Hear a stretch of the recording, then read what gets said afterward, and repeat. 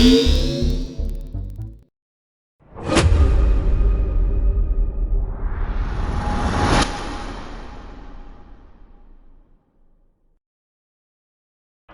realmente lo que puede ver es que cada tribu encarna un aspecto del carácter y del propósito de Dios para su esposa, y las 12 tribus representan la identidad completa del pueblo redimido. Es decir, que las 12 dimensiones que Dios establece en una ciudad, en la ciudad de la Nueva Jerusalén, son 12 atributos de la identidad completa de la iglesia. Entonces, ahí vemos cómo vamos a ir desglosando cada tribu con nombre y los nombres que pone cada hijo, ¿no? Jacob, o sus madres en este caso. Y más específicamente, Dios tiene un significado muy profundo. Bienvenidos a nuestra sección Diálogos sencillos, verdades profundas, donde hablaremos entre amigos sobre la palabra de Dios y cómo ésta transforma nuestras vidas. En este caso estudiaremos las 12 tribus de Israel. Disfruta, comenta y comparte. Ahora vamos a dar inicio. Entregamos esta reunión al Espíritu Santo, pedimos que Él gobierne y que sea Él acompañando a cada uno de ustedes, ¿no? Le damos toda la gloria al Señor porque Él ha podido acompañarlos en la preparación de estos temas y también al Señor porque nos está enseñando mucho. La semana pasada hemos terminado nuestra reunión con un tema muy hermoso, no sé si recuerdan. Ya habíamos ido más o menos hablando sobre lo que ha sido el tema de Jacob y Esaú. Hemos hablado sobre las dos diferencias entre Jacob y Esaú en cuanto a los destinos que ellos tenían, ¿no? Vimos que eran dos hermanos, por supuesto. Ya conocemos bastante sobre la vida de Jacob y muy interesante. Y también entender que representan espiritualmente dos caminos, dos destinos diferentes. Esaú es el que representa el camino ligado a la tierra, ¿no? Por sus características, por cómo es él, por cómo lo describen en Génesis también. Es una persona que con sus acciones y lo que él ha hecho ha demostrado que primeramente había un desprecio hacia lo espiritual por parte de él. ¿Por qué? Por dar lugar a la carne, ¿no? Primeramente. Desear el plato de lentejas y negar su primogenitura. Entonces él puso como principal alimento el de la carne y no el espiritual. Entonces despreció en cierta forma esto que era para él, lo despreció. Entonces ahí vemos una figura muy aferrada a la carne. En Hebreos 12 lo describen como un ejemplo negativo, lo llaman profano, que alguien que cambió lo sagrado por lo temporal, alguien sin discernimiento espiritual. Entonces qué grave que es eso, ¿no? Para una persona que no tener discernimiento. Entonces es necesario que todo el tiempo debamos pedirle al Señor este discernimiento, ¿no?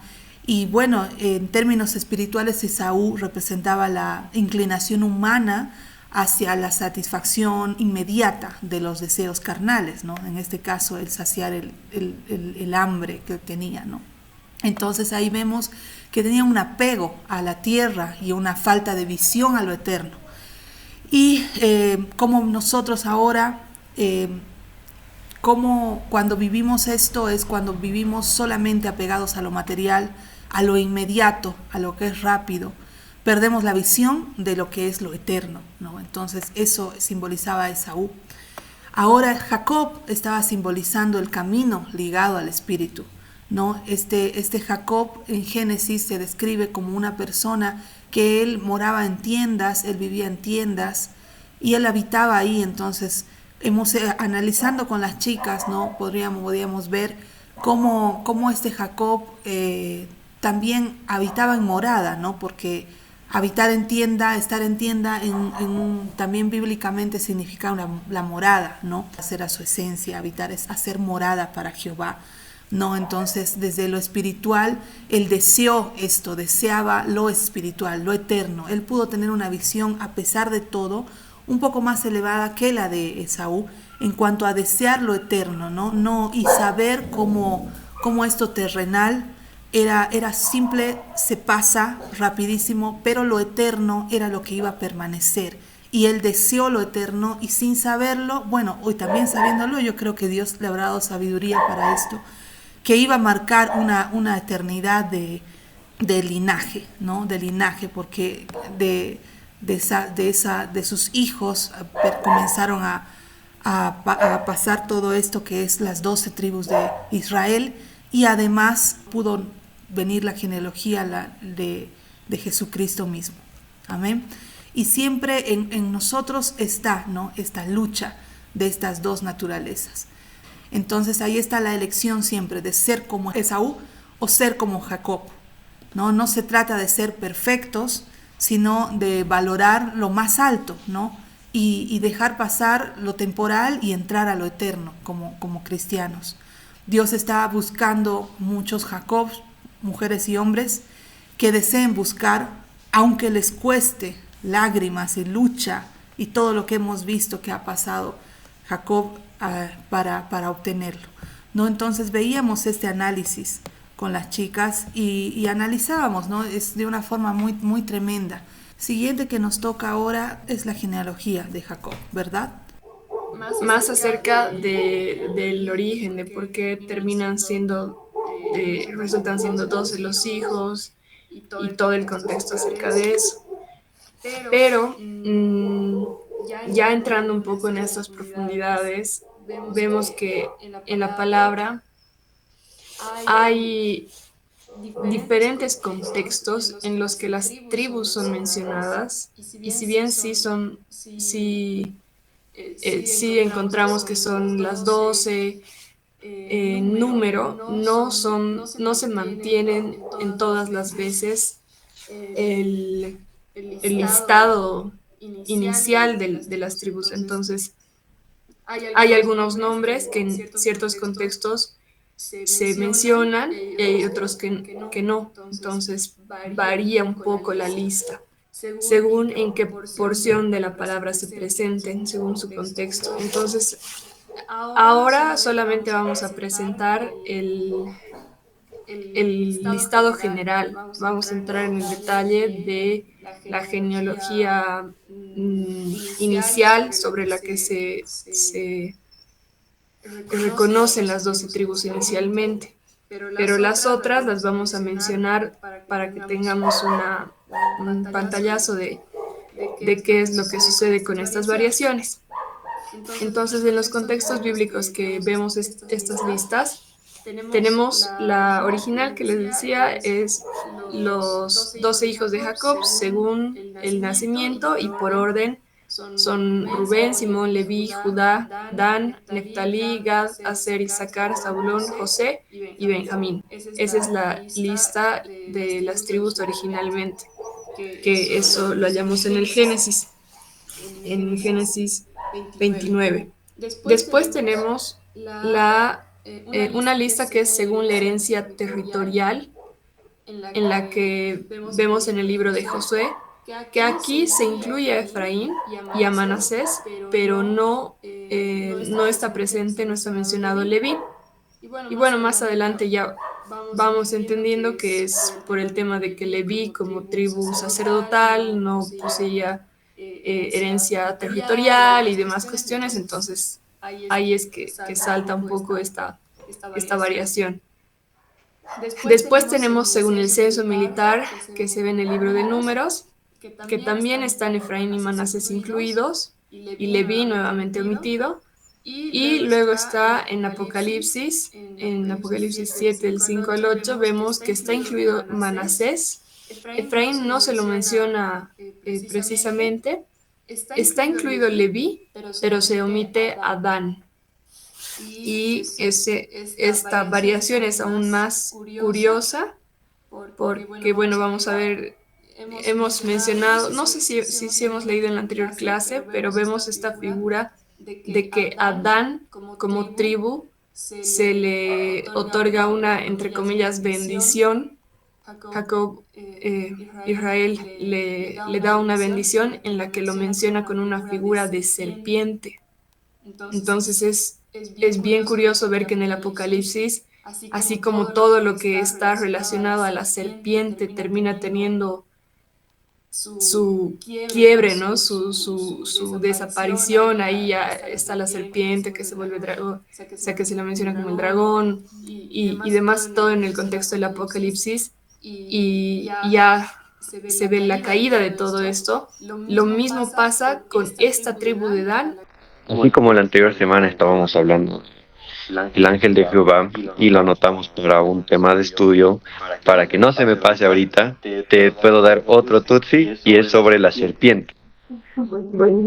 En este contexto, mientras tú mencionabas tal vez, la serpiente, no olvidemos que va a aparecer más adelante, pero con Moisés, en la vara, y también con las serpientes que mordían al pueblo de Israel, pero que sin embargo, al convertirlas en un símbolo de bronce, ellos se sanaban. Y claro, también no olvidemos que la serpiente ahora es el símbolo de la medicina, en una vara. Bueno, sí, bien, como decía Pablito ahí, entonces es interesante entender qué ha pasado, ¿no? O cuál es el motivo de que haya estas omisiones en esos diferentes contextos. En este caso, sí, dentro del Apocalipsis vemos esta figura de Dan, y ya nos va a tocar como parte del estudio profundizar en estos elementos. Entonces, ya en el contexto de las tribus que originalmente es presentado por el orden de nacimiento, como les decía, hallamos en la palabra que tenemos el inicio. Está en Génesis 29, en el versículo 31, por si quieren seguir aquí. Empezamos con la primera esposa la esposa que primero tiene hijos de Jacob, es Lea. Entonces, hay elementos interesantes que se presentan dentro de cómo se va exponiendo, ¿no? Desarrollando esta situación. Y aquí en este versículo, por ejemplo, empieza: y vio Jehová que Lea era menospreciada y le dio hijos.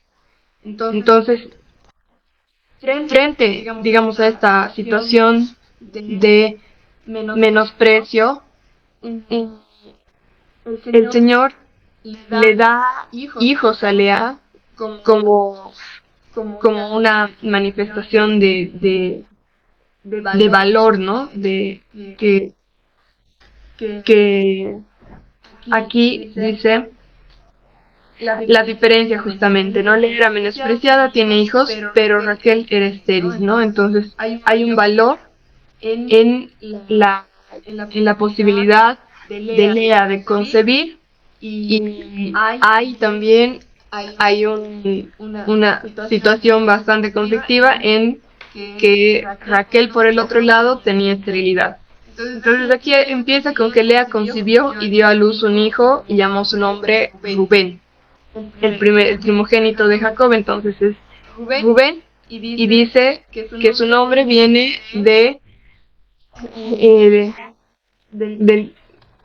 del significado que Dios ha mirado. Dice: ha mirado Jehová mi aflicción, ahora por tanto me amará mi marido. Entonces el nombre de Rubén tiene esta significado de aquí un hijo, o mira un hijo. Después tenemos, dice: concibió otra vez y dio a luz un hijo, y dijo: por cuanto oyó Jehová que yo era menospreciada, me ha dado también este, y llamó su nombre Simeón. Entonces el segundo hijo es Shimón, y expresa este significado de el que oye, o Dios ha escuchado. Empieza con Rubén, continúa con Simeón, y el significado de Simeón es: por cuanto yo Jehová que yo era menospreciada, me ha dado también este. Después el que continúa es Leví, y en el versículo donde nace Leví, dice, y concibió otra vez y dio a luz un hijo y dijo, ahora esta vez se unirá mi marido conmigo, porque le he dado a luz 3 hijos. Por tanto, llamó su nombre Leví. Y aquí en el significado de Leví, en la connotación de Leví, vemos la importancia en unido o adhesión o acompañado, en la raíz de la palabra. Y finalmente está Judá, que tiene un significado de alabanza, o sea, ser alabado, porque dice, concibió otra vez y dio a luz un hijo y dijo, esta vez alabaré a Jehová, por esto llamó su nombre Judá, y dejó de dar a luz. Entonces los primeros 4 hijos que tiene Lea son Rubén, Simeón, Leví y Judá, y estos significados que aquí se ven con la raíz de la palabra en hebreo. Después continúa con Bila, y dice, en el versículo 30 dice, viendo Raquel que no daba hijos a Jacob, tuvo envidia de su hermana, y decía a Jacob, dame hijos, o si no me muero. Y Jacob se enojó contra Raquel y dijo, ¿soy yo acaso Dios que te impidió el fruto de tu vientre? Y ella dijo, he aquí mi sierva Bila, llégate a ella y dará a luz sobre mis rodillas, y yo también tendré hijos de ella. Así le dio a Bila su sierva por mujer, y Jacob se llegó a ella, y concibió Bila y dio a luz un hijo a Jacob. Entonces, primero tenemos la primera esposa de la que concibe, la primera mujer de la que concibe, que es Lea, dentro de esa respuesta de por qué era menospreciada, y esos 4 hijos como una bendición añadida por Dios para digamos, quitar ese menosprecio, o sea, para exaltar a Lea. Y en este caso, Raquel, hay una respuesta de Raquel también frente a esta situación, que es por envidia. Y por esa envidia, ella decide darle a su sierva para que los hijos de Bila, como sierva de Raquel, sean para honra, ¿no?, de la misma Raquel. Y aquí es que Bila tiene 2 hijos, el primero que es Dan, y dice, y concibió Bila y dio a luz un hijo a Jacob. Y dijo entonces Raquel, me juzgó Dios, y también oyó mi voz, y me dio un hijo. Entonces Dan tiene un significado, una connotación que significa juez o él juzgó. Y después dice, concibió otra vez Bila, la sierva de Raquel, y dio a luz un segundo hijo a Jacob. Y dijo Raquel, con luchas de Dios he contendido, con mi hermana, y he vencido. Y llamó su nombre Neftalí. Y Neftalí significa mi lucha o lucha de Dios. Entonces ahí ya tenemos los primeros 6, la primera mitad de los 12 hijos, los 12 nombres de las tribus inicialmente. Después se presenta la situación que dice, viendo pues Lea que había dejado de dar a luz, tomó a Silpa su sierva y la dio a Jacob por mujer. Silpa, sierva de Lea, dio a luz un hijo a Jacob. Y dijo Lea, vino la ventura, y llamó su nombre Gad. Entonces, nuevamente en una respuesta a esta situación de Raquel dándole a su sierva por mujer, lo mismo hace Lea con su sierva y le da a Silpa. Y aquí el siguiente hijo que tiene es Gad, que dice, y le dijo Lea, vino la ventura, y llamó su nombre Gad. Gad significa fortuna o buena suerte. Y luego dice, luego Silpa, la sierva de Lea, dio a luz otro hijo a Jacob, y dijo Lea, para dicha mía, porque las mujeres me dirán dichoso. Y llamó su nombre Aser, que significa feliz, dichoso o bendecido. Y finalmente tenemos en el versículo 14 que dice, fue Rubén en tiempo de la siega de los trigos, y halló mandrágoras en el campo, y las trajo a Lea su madre. Y dijo Raquel a Lea, te ruego que me des de las mandrágoras de tu hijo. Y ella respondió, ¿es poco que hayas tomado a mi marido, sino que también te has de llevar las mandrágoras de mi hijo? Y dijo Raquel, pues dormirá contigo esta noche por las mandrágoras de tu hijo. Cuando pues Jacob volvía del campo a la tarde, salió Lea a él y le dijo, llégate a mí porque a la verdad te he alquilado por las mandrágoras de mi hijo. Y durmió con ella aquella noche. Y oyó Dios a Lea y concibió y dio a luz el quinto hijo a Jacob. Y dijo Lea, Dios me ha dado mi recompensa, por cuanto di mi sierva a mi marido, y por eso llamó su nombre Isaacar. Entonces, de nuevo una reacción frente a esta situación de estar todo el tiempo en contiendas entre Lea y Raquel. El resultado del alquiler de Raquel a Lea a cambio de las mandrágoras es el que Lea conciba a este hijo Isaacar, que significa él traerá recompensa o salario. Y dice a continuación, después concibió Lea otra vez y dio a luz el sexto hijo a Jacob. Y dijo Lea, Dios me ha dado una buena dote. Ahora morará conmigo mi marido porque le he dado a luz 6 hijos. Y llamó su nombre Zabulón. El significado de Zabulón significa morada o habitar. Y dice, después dio a luz una hija y llamó su nombre Dina. Se acordó Dios de Raquel y la oyó Dios y le concedió hijos. Y concibió y dio a luz un hijo y dijo, Dios ha quitado mi afrenta. Y llamó su nombre José, diciendo, añádeme Jehová otro hijo. Entonces, tras que finalmente deja de tener hijos, Lea tiene Isaacar, Zabulón y luego una hija más que es mencionada. Vemos que finalmente Raquel tiene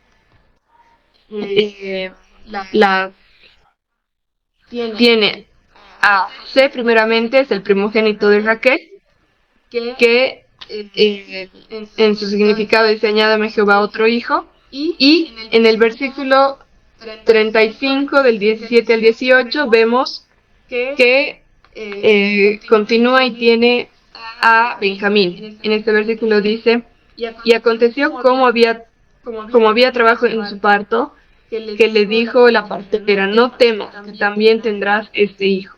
Y aconteció que al salírsele el alma, pues murió, llamó su nombre Benoni, mas su padre lo llamó Benjamín, porque Benoni tenía un significado de tristeza, pero Jacob cambia el nombre de Benoni a Benjamín, que significaba el hijo de mi diestra. Entonces este es el proceso por el que terminan siendo estos 12 hijos varones que tiene Jacob y estas 4 mujeres. Y este es el estado, el orden original, ¿no?, que habíamos mencionado primeramente. Entonces, aquí, como les decía, solamente en esta mención de por qué en el estado hay unas variaciones. Ya más adelante nos toca entrar en esta profundidad para conocer bien qué pasa con las tribus que varían de ser de estos 12 hijos por orden, por herencia, a tener diferentes personajes añadidos, porque por ejemplo Efraín y Manasés son los hijos de José más adelante, pero terminan siendo contados dentro de la lista en ciertos contextos. No, Leví omitido cuando se habla dentro de un contexto del territorio, porque como tribu sacerdotal que se le añade también atributos de este tipo, él pierde derechos territoriales y así, ¿no? En esta parte, como pueden observar, tenemos las 12 tribus de Israel consideradas inicialmente como los 12 patriarcas, que resume, ¿no? Israel, Jacob, tuvo 12 hijos a través de 4 madres. Por Lea, Rubén, Simeón, Leví, Judá, Isaacar y Zebulón. Y de Leví menciona es la tribu leal a Dios, mientras el resto de Israel estaba glorificando al becerro de oro en Éxodo 32 a 29. En Judá menciona, dice, cuando Israel rechaza la tierra prometida, y Moisés, Caleb y de Judá permanece leal a Dios también en Números. Aquí luego tenemos de Bila, Dan, Neftalí, de Silpa, Gad, Aser, de Raquel, José, y de José le nacen, como habíamos mencionado, Manasés y Efraín, que luego son contados en un punto en la lista. Y dice, estos hombres tenían familias, crecieron hasta convertirse en naciones de 12 de estas 12 tribus, mientras estaban en Egipto por los 400 años, ¿no? Entonces de aquí sale la nación de que más adelante se constituye, ¿no? Como la Israel como nación. Y me llama la atención como siempre había esta disputa, esta disensión entre esposas, ¿no? Y las dos esposas, tanto era como estar siempre a la competencia, ¿no? Eso también, no sé, es como que si de su rencor o por competencia estarían haciendo las cosas, ¿no? Entonces, una primero daba hasta dar a su sierva y la otra también lo mismo, entonces es como una situación constante, ¿no? Es algo constante. Una tensión. Sí. Y aquí es bien interesante ver, por ejemplo, cuando más adelante en Isaías el Señor habla un poco de las profecías, creo que si no estoy segura si es en 53 o 58, más o menos por esos versículos, habla de que en el futuro habla de la menospreciada, o sea, de que se iba a haber esta bendición a través de la menospreciada, ¿no? Le dice tú, la que eras estéril y demás. Entonces, aquí es bien interesante ver cómo empieza justamente con Lea, con esta figura de la menospreciada, que por su esposo, ¿no? No por Dios, sino por Jacob era la menospreciada. Pero más adelante, si vemos de qué linaje ha salido nuestro Señor Jesucristo, es de Judá, y es precisamente de esta esposa que era considerada la menospreciada por Israel, por Jacob, ¿no? Entonces es súper bonito ver cómo desde aquí empiezan a alinearse todas los elementos proféticos, ¿no? de los que surgen, o lo que habíamos hablado aquí un poquito más adelante. Luego vemos las bendiciones que el padre de los 12 patriarcas, que Jacob, Israel, les otorga a ellos, y vemos como Simeón y Leví, más que una bendición, unas palabras fuertes, y luego ya no son, Leví al menos no es contado en ciertas cosas. Lo mismo pasa con Dan, y la bendición y todo este elemento de que habla de una figura de serpiente que muerde el calcañar del caballo, y más adelante en Apocalipsis ya no lo vemos figurando.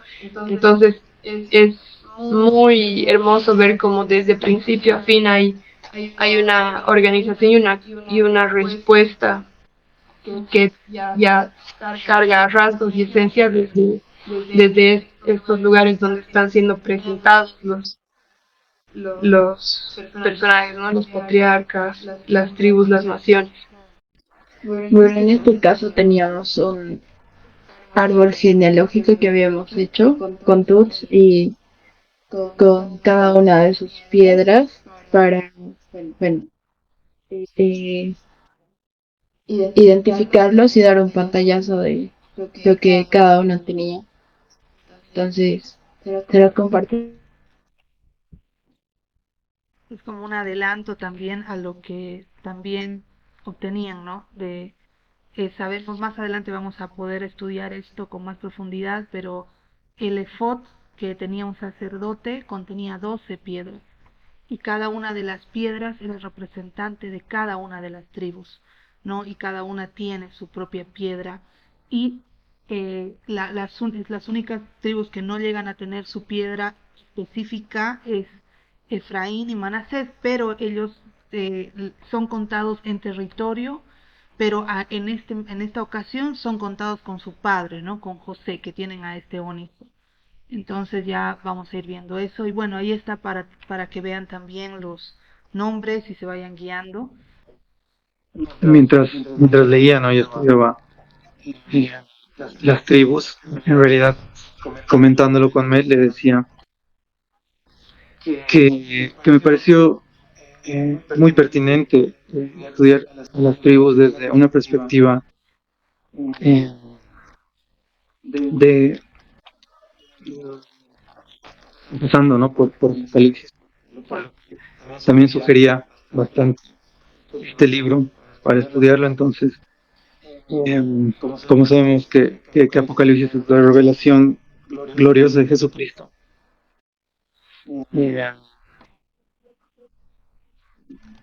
pensé partir de ahí, ¿no?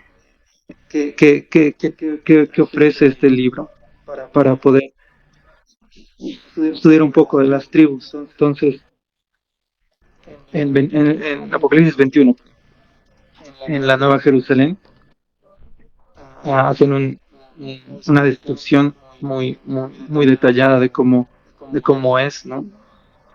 Y ahí menciona a las tribus y las comparan con puertas, ¿no? Entonces, a partir de ahí, ¿no? El estudio. Entonces, usando de esta premisa, entendemos que la Nueva Jerusalén, la esposa, es el foco principal de esta introducción. Porque si leemos toda la descripción de la Nueva Jerusalén, vemos que se introduce a las 12 tribus, y como les mencionaba, son precisamente puertas, un elemento importantísimo que tomé en cuenta para estudiar. Y a la vez entendemos que la revelación de Jesucristo glorificado está precisamente detallada en el libro de Apocalipsis. Por consiguiente, es una de las revelaciones más importantes y vigentes en las Escrituras. Y bueno, quería comenzar con dos preguntas, ¿no? Una de ellas es, ¿cuál es el propósito mayor de Dios para el hombre? ¿Y cuál es su mayor anhelo de Dios? Entonces, respondiendo un poco de estas dos preguntas a lo largo del estudio que vamos a realizar todos, quería sentar un poco las bases de por qué estas preguntas, por qué quería partir del foco de la Nueva Jerusalén como la iglesia de Cristo, la esposa. Y qué tremendo es entender lo que las 12 tribus representan en la revelación eterna de Jesucristo, ¿no? Si bien físicamente se manifestaron hace muchos años, no era coincidencia que fueran 12, ¿no? El número de hijos que Israel como bendición iba a tener. Y bueno, por ejemplo, la palabra tribu, y ya empezando ya un poco a entrar en tema, Shevet, la palabra en hebreo, y tiene dos significados. Voy a tomar en cuenta uno por el momento y luego el otro en otra ocasión pueda un poco desarrollarlo. El que voy a tomar ahora es que significa vara o cetro, gobernador, esos tres significados o esas tres palabras que tienen mucha relación, ¿no? ¿Y por qué digo esto? Porque las tribus Justamente Jesús menciona en Mateo 19, hablando a los apóstoles, ¿no? Les dice, ustedes, como han dejado todo, porque están hablando justamente con un joven que es rico y él le dice, maestro, ¿qué puedo hacer para heredar el reino de los cielos? Y él le dice, ¿no? Deja todas tus posesiones, véndelas, dáselas a los pobres, y él no puede. Y los discípulos le dicen, nosotros hemos dejado todo por ti. Y él les menciona eso, ¿no? Ustedes van a sentarse sobre 12 tronos y van a gobernar sobre las 12 tribus. Y justamente en la Nueva Jerusalén están como cimientos, ¿no? Los apóstoles, los nombres de los apóstoles, y después de los cimientos está, como dice Efesios, ¿no? Se edifica la ciudad de Dios sobre el fundamento de los apóstoles y los profetas, y vemos que las puertas son las 12 tribus, ¿no? ¿Y ahora qué significan las puertas? ¿Qué representan estas puertas? Y es precisamente ahí donde un poco voy a citar este estudio. Si leemos Salmo, en el Salmo de 118, versículo 19 y 20 dice, abridme las puertas de la justicia y entraré por ellas y alabaré a Yahvé. Esta es la puerta de Yahvé, por ella entrarán los justos. Ahora, si vemos, quizá no voy a extender mucho en eso, pero la función de una puerta, o el propósito, o para qué está una puerta, es precisamente para ingresar, ¿verdad? Y Dios habla varias veces, por ejemplo en el libro de Isaías, de que a esta nueva ciudad no entraría ningún inmundo, ninguna persona abominable. Y es precisamente porque esta puerta demanda justicia, ¿no? Entonces, si uno quiere gobernar, y eso se ve en casos incluso normales de la vida, si uno no es justo, pierde autoridad, ¿no? La justicia te da autoridad. Entonces, las puertas que y es bonito que pongan en el árbol genealógico las piedritas, ¿no? Porque en Apocalipsis está escrita como que las puertas son perlas. No sé si es la traducción exacta, porque en Isaías hace mención también de las puertas como piedras preciosas. Entonces va a ser interesante estudiar cada piedra preciosa que simboliza. Y bueno, y ahí es donde se introducen las diferencias de cada puerta, ¿no? De cada tribu. Y realmente lo que pude ver es que cada tribu encarna un aspecto del carácter y del propósito de Dios para su esposa, y las 12 tribus representan la identidad completa del pueblo redimido.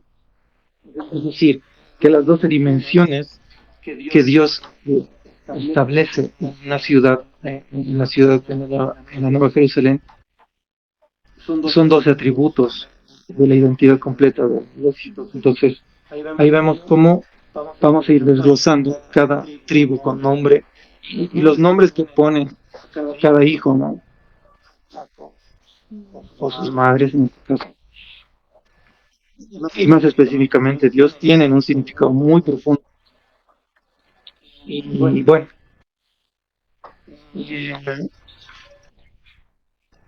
cuando empecé a estudiar esto de las tribus, y les voy a dar un ejemplo, me tocó mis 6 tribus, ya me las 6. En este caso no voy a diferenciarlas en sí.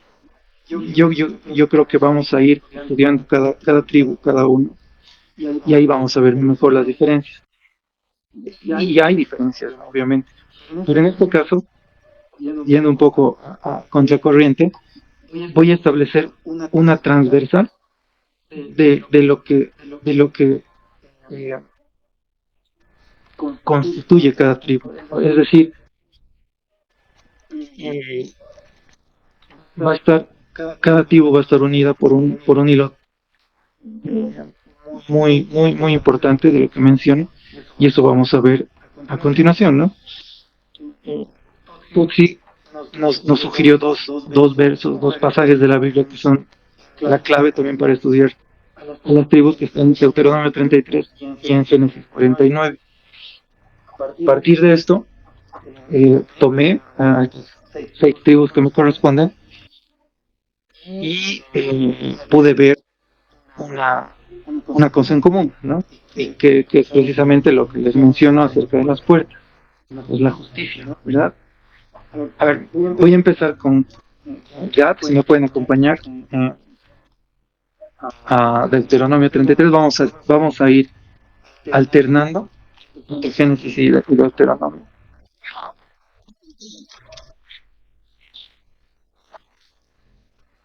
En Deuteronomio 33, la bendición de Gad se puede ver constante, ¿no? De justicia. Dice en el verso 20 de Gad, dijo: bendito aquel que hizo ensanchar a Gad, cual leones se agazapó, desgarró aún el brazo con la mollera, proveyó la primicia para sí, pues allí le fue guardada la porción del legislador, palabra clave, se presentó a las cabezas del pueblo, dio cumplimiento a la justicia de Yahvé y a sus decretos para con Israel. Entonces, en esta tribu toca el tema, ¿no? Estamos con Dan. Vamos a Génesis 49. De hecho, ya Dan significa juez, ¿no? Entonces, ya de por sí tiene un nombre que revela también la justicia de Dios. En el verso 16 dice, Dan juzgará a su pueblo como una de las tribus de Israel. Zabulón. Vamos a Deuteronomio 33 otra vez. Dice, de Zabulón dijo: regocíjate, oh Zabulón, en tus salidas marítimas, tú y sacar en tus tiendas convocarán las tribus a la montaña, allí ofrecerán sacrificios de justicia, porque mamarán la abundancia de los mares y los tesoros que esconden las arenas.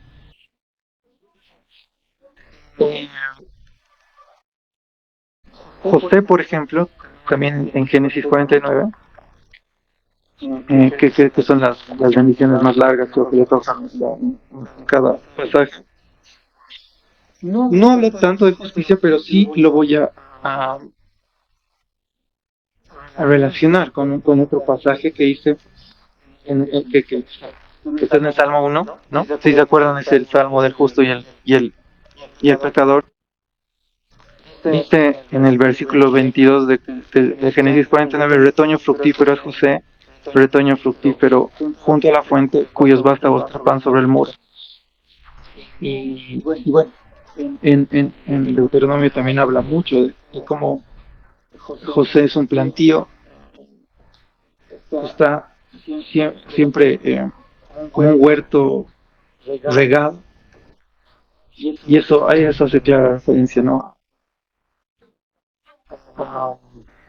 El Salmo 1, ¿no? Que dice: bienaventurado el que no estuvo en consejo malos, y habla de que eran como árboles plantados junto a corrientes de agua, que da su fruto a su tiempo y su hoja no cae, como un árbol de justicia, ¿verdad? Bueno, otra tribu es Aser, que en Deuteronomio 33 habla un poco también de este tema. De hecho, Aser igual, su raíz es Ashar, que significa ser recto o gobernar. Y bueno, dice en el verso 24 de Deuteronomio, dice: de Aser dijo: bendito con hijos sea Aser, se acepta ante sus hermanos y baña en aceite su pie, de hierro y de bronce sea tu calzado y tu vigor dure como tus días. Ninguno hay como el Dios de Jesurún, que cabalga sobre los cielos en tu auxilio y en su majestad sobre las nubes. Ahí menciona un nombre que dije que es interesante porque menciona Jesurún, ¿qué significa? Y Jesurún ese es un nombre, ¿no? Es un nombre propio, pero tiene raíz de Yashar. Yashar es la raíz de Jesurón. Y busqué esa palabra Yashar y encontré en el Salmo 5 qué significa Yashar.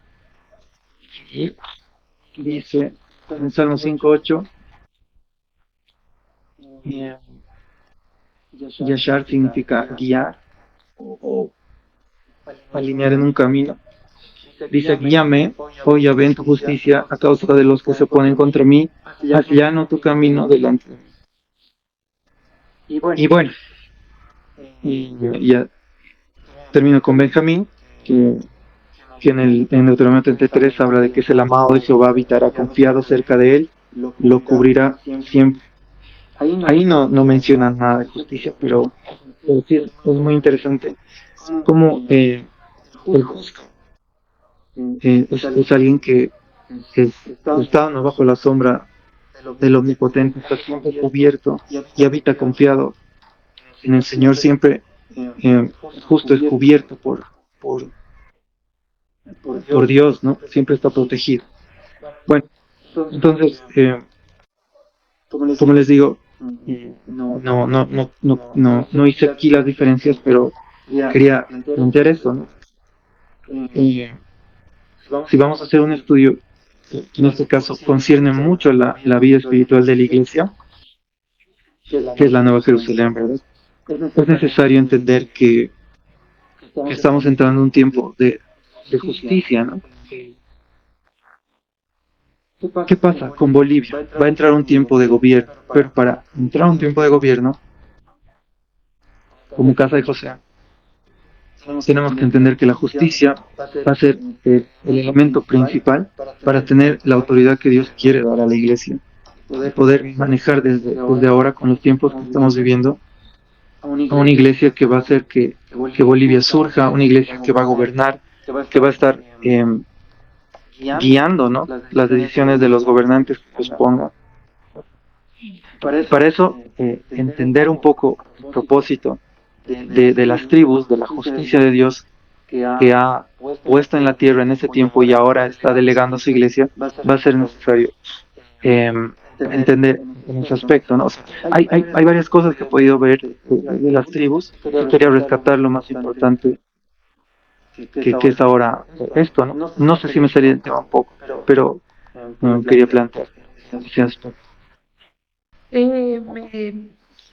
Se me pone hasta la piel de gallina el ver esto de las tribus y cómo está asociada hasta la actualidad en lo que el Señor ha hecho, ¿no? Vemos cómo la palabra tiene cada detalle y nada es al azar. Por algo el Señor dice: no le añadas ni un punto, ni le quites ni un punto, ni una coma, ni le añadas, porque es tremendo cómo ver todo, hasta los mismos nombres tienen diferentes significados, pero algo que tienen en común, que como decía José, que podemos rescatar, es esto de la justicia, ¿no? Hasta incluso Benjamín, que dice que significa el que está al hijo de la mano derecha, ¿no? Pero vemos también, como decía José, que de cierta forma es como si fuera protegido, ¿no es cierto? Pero también haciendo alusión a lo que es la justicia. Y todo va a un significado general que podríamos ver, que es lo de las puertas. Entonces me pareció muy interesante cómo se asocia la puerta con la tribu, ¿no? Y el significado literal que lo tiene en la palabra misma. Es cierto. Y bueno, me hizo recuerdo ahorita un poco lo que decías de Benjamín. Si vemos Mateo 25, cuando habla, cuando Dios está juzgando a las naciones, pone, ¿no?, a su mano derecha las ovejitas.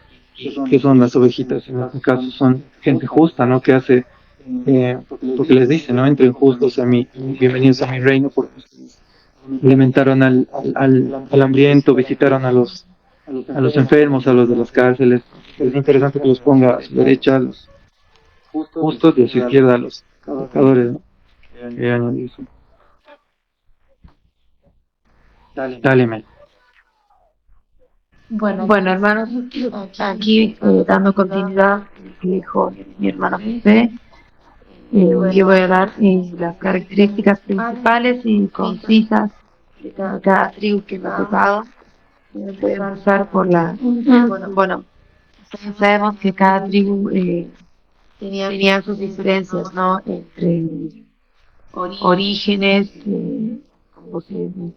posiciones, herencias territoriales, funciones militares en total, liderazgo, en poder, y también tenía cada uno sus símbolos que los caracterizaban. Voy a empezar, por ejemplo, con la tribu de Leví. Como todos ya sabemos, la tribu de Leví, ellos no recibieron territorio por mandato de Jehová. Entonces, los levitas, especialmente los sacerdotes, de la familia, ellos venían, eran descendientes de Aarón, los hijos de Aarón, fueron los levitas, ¿no? Ellos tenían la responsabilidad de administrar el tabernáculo, el templo, ellos tenían la responsabilidad de enseñar a los que entraban nuevos en el campamento, a los niños, a todos, la ley, y preservar que se cumpla la ley de la religión de Israel, para que se preserve todo el proceso. Fue la única tribu, bueno, como les dije, que no recibió ninguna herencia territorial, y eso lo podemos ver escrito en el libro de Josué, donde está la repartición de las tribus, de las tierras.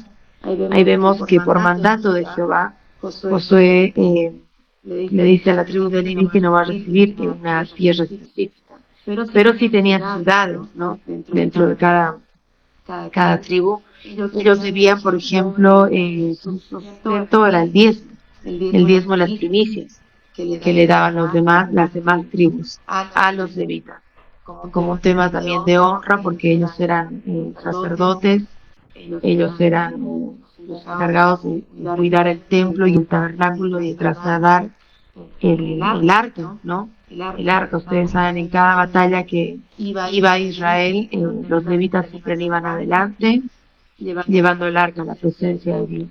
Entonces, tenía una responsabilidad muy especial y muy importante dentro de todas las tribus. Por ejemplo, sus responsabilidades eran, aparte de administrar el tabernáculo, el templo, también entre ellas estaban cuidar los utensilios sagrados, ¿no? Y el transporte del arca, que era algo muy importante. Eso es algo pequeño sobre la tribu de Leví. Bueno, más adelante voy a leer en Génesis 49, cuando Jacob bendice ya a sus hijos y les da una profecía a cada uno, ¿no? Entonces, pero eso lo voy a leer más adelante, porque quisiera leer todo el capítulo, cuando ya Moisés ya estaba como, ya se iba a partir a la presencia del Señor. Entonces bendice a cada uno con una palabra específica. Después, en la tribu de Isaacar, es algo, la Biblia no se menciona mucho la tribu de Isaacar, pero sí lo que podemos ver, que por ejemplo su nombre, el significado hebreo de su nombre, es el recompensado, que traía la recompensa. También, su principal característica, que sabemos que era un pueblo entendido y conocedor de los tiempos, con líderes que sabían qué hacer y cuándo debía Israel hacer las cosas. Eso lo podemos también ver en Primera de Crónicas 2:32.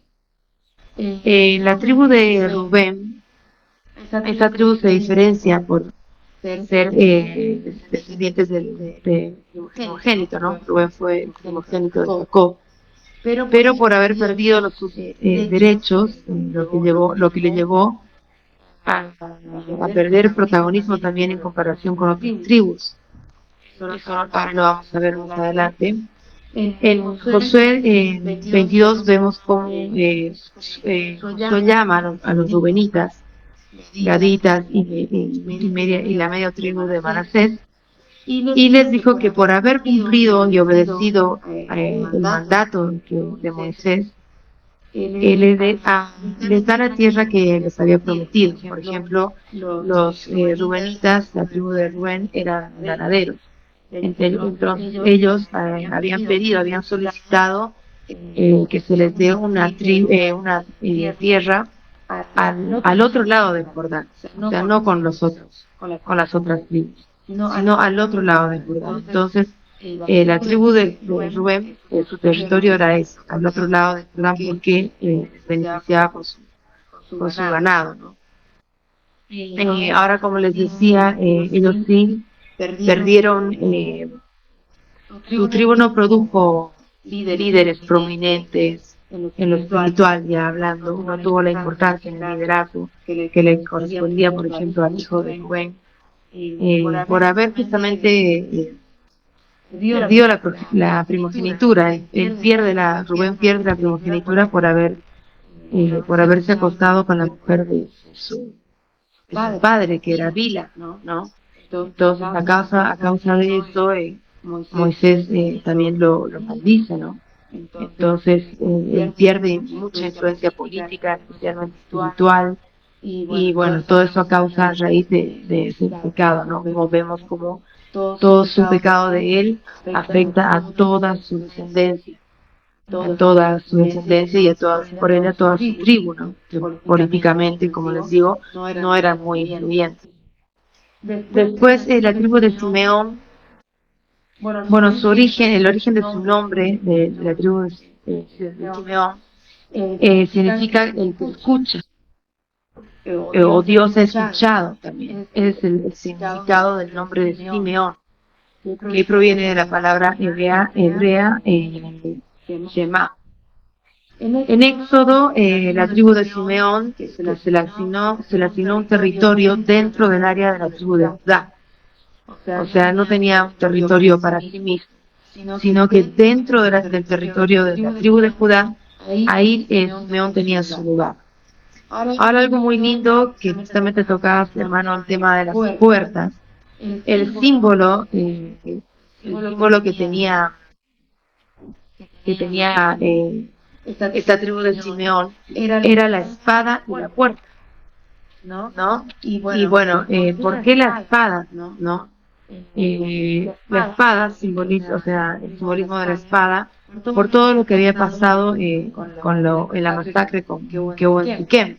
Que bueno, es un tema profundo para estudiar, pero todos saben lo que la masacre que hubo en Siquem, y que Simeón fue uno de los que asesinó. Entonces, su simbolismo de su tribu era la espada.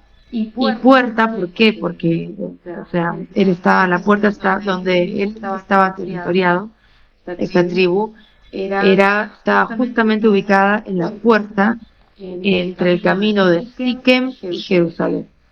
Entonces, no es nada casualidad, ¿no? Ese es el significado espiritual y natural, ¿no?, que se le da a Simeón, ¿no? El simbolismo de la espada y el simbolismo de la puerta. Después, en la tribu de Judá, la tribu de Judá proviene del hebreo su nombre, ¿no? Yeduá significa alabado o gracias. Y se caracteriza por ser la tribu más numerosa y más influyente de las dos. No la más importante, pero sí la más influyente y la más numerosa de todas las 12 tribus, ya que fue la línea de la que provendría la monarquía, y según la profecía mesiánica, el Mesías, ¿no? Su emblema es el león, su símbolo, representando la fuerza, representando la realeza. Su territorio fue extendido en el sur de Jerusalén, o sea, tenía un gran territorio, Judá. Por eso mismo pudo alojar dentro de su territorio a otras tribus, como la tribu de Simeón. En la tribu de Neftalí, los rasgos más importantes de la tribu de Neftalí, que eran la agilidad y la rapidez.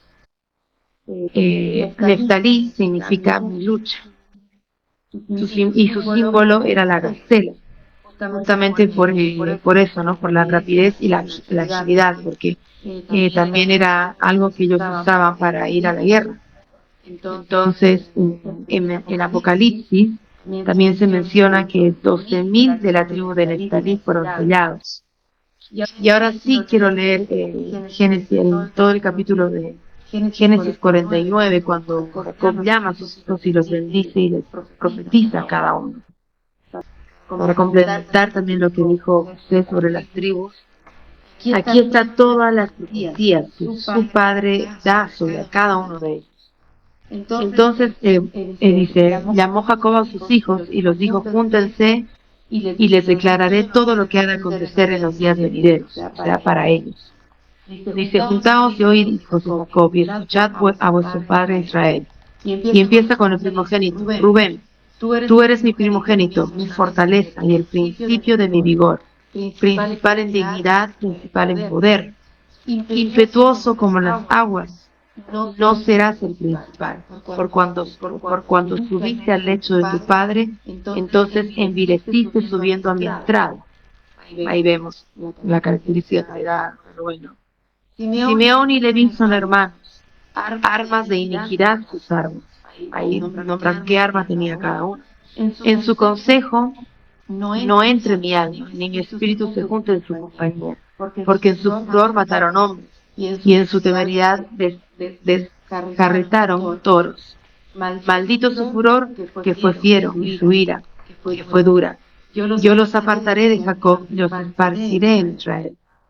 Esto es tremendo, ¿no? Después dice, Judá, te alabarán tus hermanos, tu mano en la cerviz de tus enemigos. Los hijos de tu padre se inclinarán ante ti. Cachorro de león, Judá, de la presa subiste, hijo mío. Se encorvó, se echó como león, así como león viejo. ¿Quién lo despertará?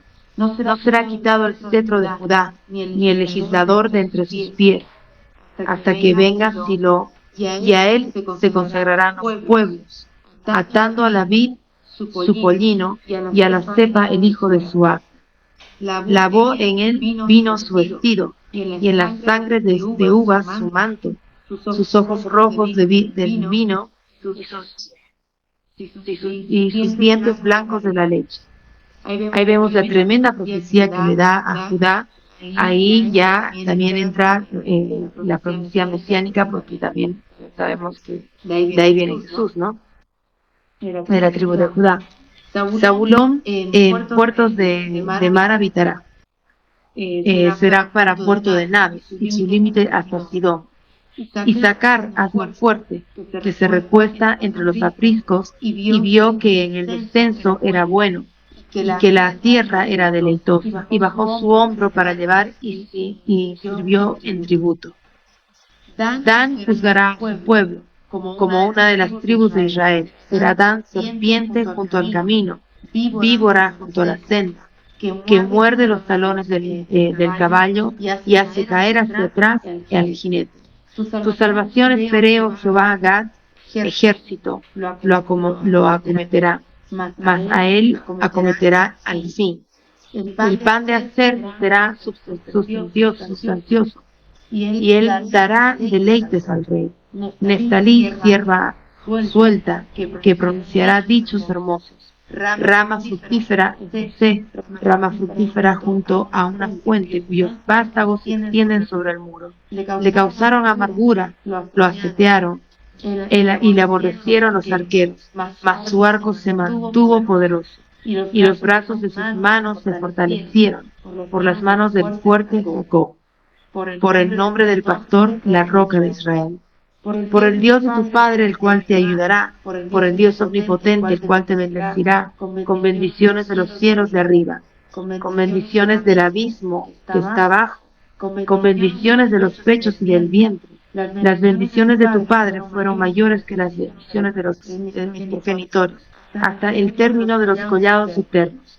Será sobre la cabeza de José, y sobre la frente del que fue apartado de sus hermanos. Y Benjamín es el lobo arrebatador. A la mañana comerá la presa, y a la tarde repartirá los despojos. Eso es lo que le dijo, ¿no? Lo que le profetizó Jacob a cada uno de sus hijos. Y vemos ya con un poco de lo que hemos hablado sobre las tribus, cómo todo esto se cumple y se va a cumplir también en el futuro bueno, no en el futuro se va a cumplir con Jesús también, con la tribu de Judá. Tremendo, es muy impactante esto de las tribus y su significado. Me sorprende también cómo, o sea, también eran estas bendiciones o estas, lo que les entregó su padre, ¿no? También tenían ciertas cosas, ¿no? Por ejemplo, en este tema donde dice de la iniquidad, no sé para cuál era, no recuerdo ahora en este momento. Para Leví y Simeón. Para Leví y Simeón, ¿a qué consideran ustedes que se pueda llegar a referir?